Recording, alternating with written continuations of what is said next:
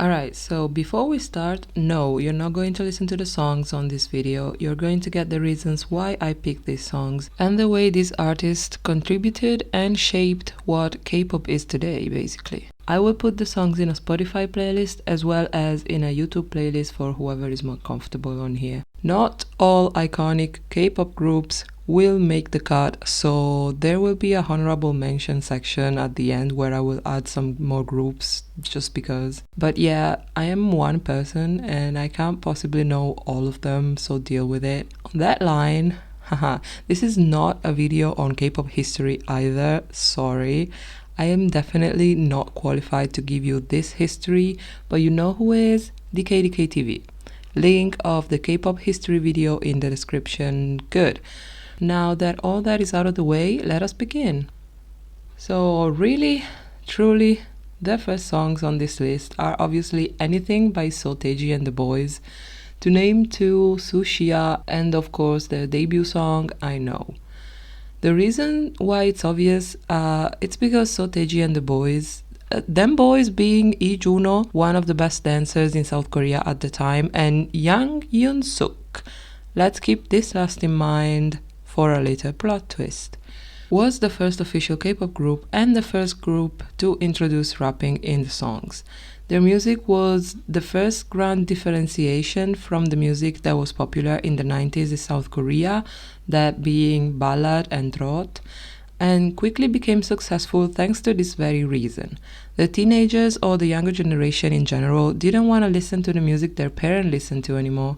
They wanted something different, cue Seo Taiji and the Boys, that made music with heavy American influences. But what the younger generation liked most about this group was their effort to be unique. Starting from the way they dressed, that was individualism at its prime, to their lyrics, especially how much they tackled topics that nobody wanted to talk about, like the critique to Korean society and the school system, and that being different is okay. All of this was the perfect cocktail for success amongst the younger public, even if music critics were not so fond of them. DKDK TV made a video on Seo Taiji and the Boys too, so I will link that in the description as well.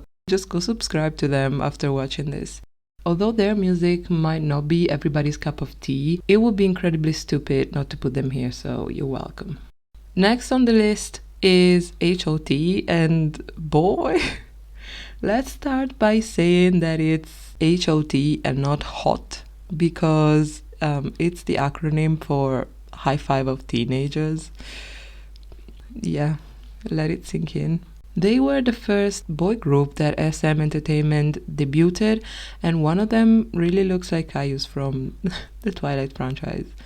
No, but seriously, rumor has it that Lee Soo-man, the founder of SM, literally went to a high school to have teenagers take a poll on what they wanted in a pop group, and poof, H.O.T came to life. They are often described as the blueprint for idol groups that came after them, because they were the first group to undergo training before debuting. Candy and Hope are the recommendations. Third on the list is Bo. I love her. She is an icon. She is super talented. She hates Limbo so much that she set the bar so high. I don't know if anybody will ever be able to get to that level. Other than being one of my top soloists, and I don't do soloist usually. She debuted in 2000 and she opened the doors to Japan to everybody that came after her. And in my humble opinion, she unlocked, yes, just unlocked, the doors for international fame for K-pop artists. Recommended songs by her are Beside Me, Moon and Rise, Endless Sorrow, Flower, and her latest release, My Dear. Literally, if you feel a void in your heart, it's very possible that what's missing is her voice. Go stand Boa right now. You are going to kill me for this one, but I don't care. I genuinely like his music. JYP. JYP. He is the reason we have sexy concept for our boys. Okay, that sounded very weird. But what I mean to say is that his way of dancing was labeled as too sexy. And yeah, you can see it for yourself. It's very different from the sexy that we know today, but still, that's what he gave us. And listen, he managed to cash some bags even when all that was selling was Taiji and the Boys, so props to him. The songs I recommend are Swing Baby and of course Fever and When We Disco featuring Sunmi. When We Disco is a bop. You need to shut up. Like, When We Disco is a bop. Just please, please do not watch the music video for Fever. You can watch Chan and Felix's reaction to it, but for your own safety, do not watch that music video. So the next ones, the only reason they are here is to educate, okay? Leave me alone. You clicked on the video. I didn't force you. This literally hurts me, like physically hurts me. But the next two are two of prodigies, Park Ji-yoon and Rain. I don't know either of them, honestly, but Park Ji-yoon's song Adult Ceremony or Coming of Age or whatever the hell, as well as Rain, It's Raining, are kind of a ritual amongst K-pop idols and K-pop fans. I have no idea why. No idea. Park Ji-yoon started the sexy concept for girls and girl groups, even if her song was covered by a lot of male idols too. And Rain's song, well, yeah. On a side note, Park Ji-yoon took the negative side of the fame from Coming of Age and the sexy label really badly, so let's not be nasty, thank you. On the same topic of tradition, is worth mentioning Troublemaker by the duo, well, Troublemaker. Everybody knows the choreo, everybody knows the song, and yeah, HyunA.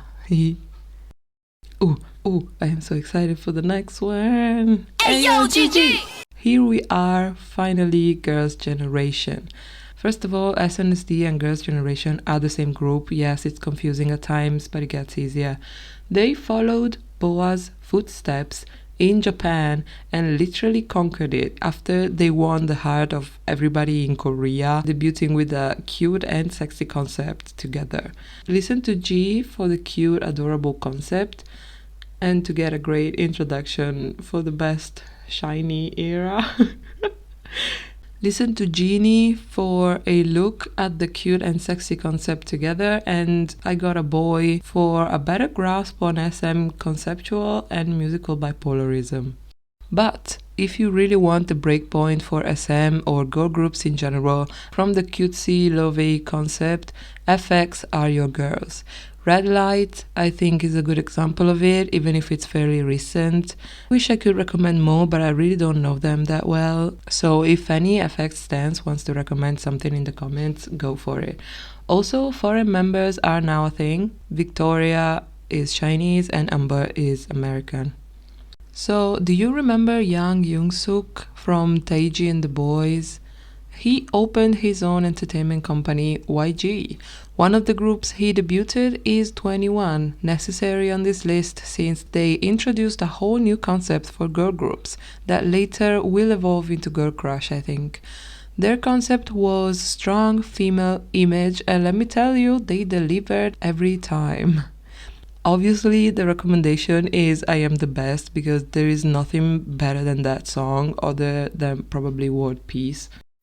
And yes, it's time for Big Bang now. Coming out of a survival program, Big Bang literally conquered all Asia and the West and started so many trends in K-pop that still go on to this day. G-Dragon started the mullet hairstyle in K-pop, so let's thank him for giving us the possibility to simp over this.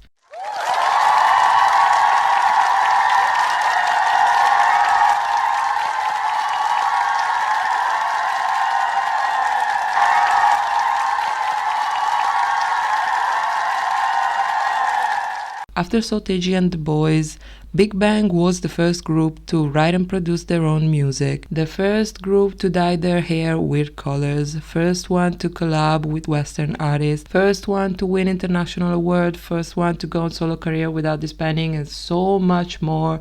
You can just Google it. Basically, what we love about our fave probably was started by Big Bang. So let's say thank you and wait for the comeback.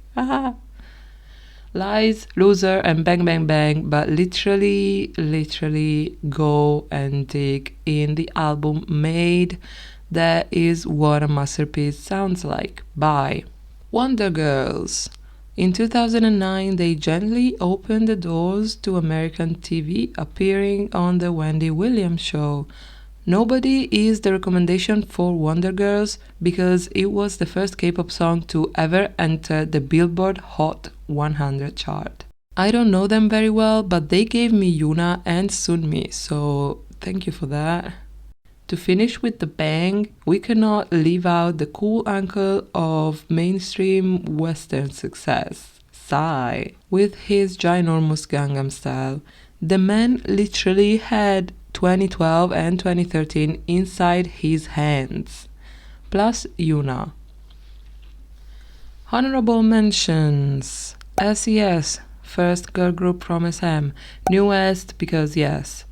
JR Aftermath is one of their best songs ever, period. I don't care what you have to say, go argue with the wall. Black B and Black Infinite TVXQ.